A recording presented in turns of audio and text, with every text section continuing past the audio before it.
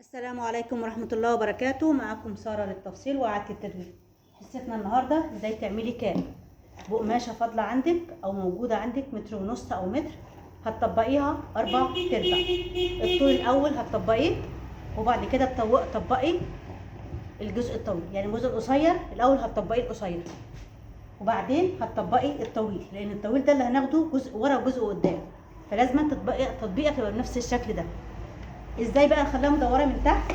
انا عندي الجزء اللي هو ابعد جزء ما عندك من تحت طلع مثلا معاكي 50 سم، هتطلعي فوق 50 سم وتلفي معاه بالمزوره 50 سم بالمنظر ده كده، مش من هنا بقى، لا، قد الجزء اللي انت تحت دوت زي ما يكون معاكي، هتاخدي قده فوق وتلفي بالمزوره بتاعتك وتاخدي الدوران بتاع الكلوش بتاع الكاب.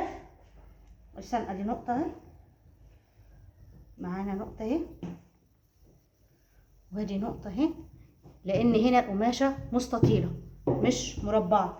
لو مربعة هتطبقي الكلوش عادي وتاخديه عادي، هنا طويلة يعني مستطيلة عشان ما تهدريش منها، فبيطلع معاكي بالطريقة دي. هنقص الزيادة، نظبط القماشة على بعضيها يبقى بالمنظر ده. طب انت عايزه ورا اطول وقدام اقصر، هتروحي واخده جزئيه واعملها بالمنظر ده، بحيث الطويل قدام والقصير ورا. طيب دوران الرقبه تحرديه ازاي؟ الجزء اللي في النص المقفول هناخد دوران الرقبه الخلفيه وننزل في الجزء الامامي اللي هو بتاع القصير قدام، وناخد دوران الرقبه الاماميه. اصبح معاكي كاب بمنتهى الشياكه مقفول. طب انت عايزاه مفتوح هتفتحيه من النص. ازاي؟ هناخد الدوران الامامي اللي هو القصير ونفتحه من النص. اسفه جدا على الازعاج، انا بتجيني الحاجات فباخدها كده لقطه بسرعه عشان اقدر استغلها ان انتوا تشوفوها وتعملوها. شايفين الكف؟ عايزه بقى تحطي ليها افار وسلام، مرد زراير، تتقفل شمال ويمين، اللي انت حباه.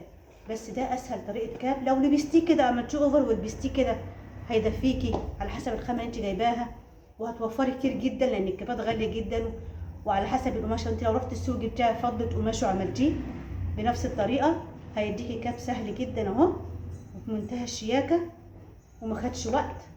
مجرد ان هتعمليه اوفر او تزينيه باي حاجه هيتعمل معاكي. انا دلوقتي هعمله اوفر واشطبه وهوريكم بعد التشطيب.